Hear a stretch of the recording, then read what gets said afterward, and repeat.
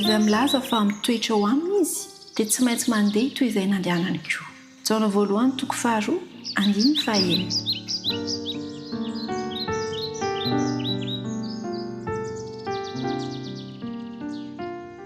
Zava-dehibe hatrany eo amin'ny fiainantsika izany hoe mitoetra ao amin'ny Kristy izany. Ny mitondra ny anarana hoe kristianina dia midika ho fiainana mitovy amin'ny Jesosy Kristy. Jesosy Kristy ilay modelintsika, ilay tafontsika, izay nataony dia ataontsika, izay fiteny dia tenenintsika. N'aiza taiza nalehan'i Jesosy Kristy dia tokony alehantsika ihany koa, ary mampianatra antsika izy ny amin'ny tokony ataontsika tsiraray avy. Araka ny voalaza amin'ny epistily voalohany nosoratan'ny Jaona toko faharoa andiny fahaenina dia tsy anarana fotsiny izany fa fiainana feno fandavan-tena ny atao hoe kristiana. Mila mandahan-tena isan'andro isan'andro, mamonina izao fitiavana ary fahadiovana amin'ny teny sy amin'ny asa. Ny ohatra Kristy teto an-tany dia fiainana mafoa-tena ho an'ny hafa. Dia tokony izany ihany koa no tokony ataontsika mafoa-tena ho an'ny hafa.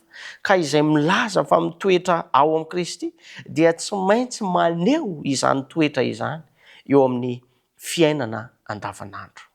Araka ny tenin'ny Paoly eo amin'ny epistily ho an'ny Galatiana toko faharoa andiny faharoapolo, ny finoana no andraisantsika ny fahasoavan'i Jesosy Kristy, ka iainantsika izany fiainana vaovao izany ao amin'ny Jesosy.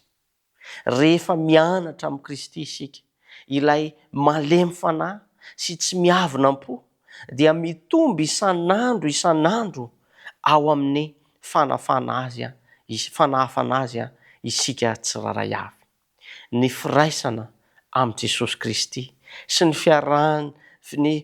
firalahiany kristianina tsiraray avy no hahatonga antsika ho amasinina ary hahatonga antsika ho fitahiana ihany koa ho an'ny hafa.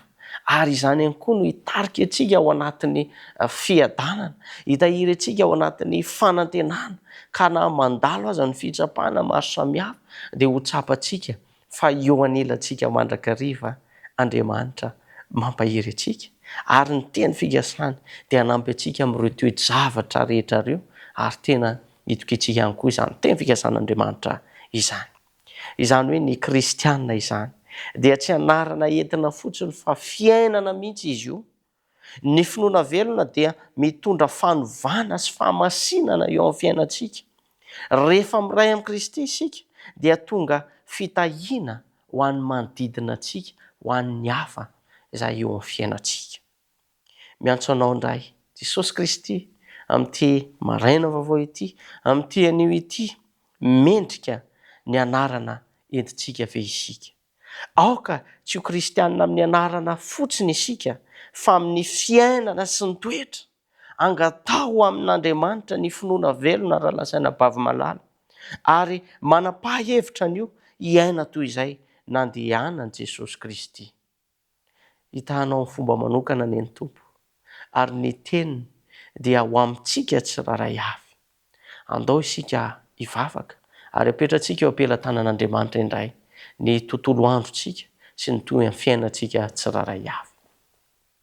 Andriamanitra, ankasitrahana feny ianao ny amin'izany teny mahafinaritra izany. Meteza mindra foara mela nilokay tamin'ny lasanay ratsy rehetra, ary ankehitriny ianao dia nampianatra anay fa tokony anakanao tanteraka mihitsy izay amin'ny lafiny rehetra. Ka aoka tsy anarana fotsiny maha-kristianina anay ny amin'ny mpanaradia anay ianao Jesosy Kristy, fa tena fiainanay mihitsy izany, ka hitondra anay tsiraray avy ho amin'ny famonjena, hitarika anay tsiraray avy ho amin'ny fahasoavana. Ampio izay, ary aoka ny fiainanay dia ho anjakany ny fahasoavanao sy ny fiadananao. Ny tontolo andro izay diavinay dia petraka eo ampelantananao, ary fandrinay dia hita fity aminao mandrakariva izay, ary ho hita taratra eo amin'ny fiainanay fa manan'Andriamanitra lehibe izay amin'ny fomba fiainanay raha-manontolo. Amin'ny anaranao Jesosy Kristy, no anona saingan-tany mivavaka. Amen.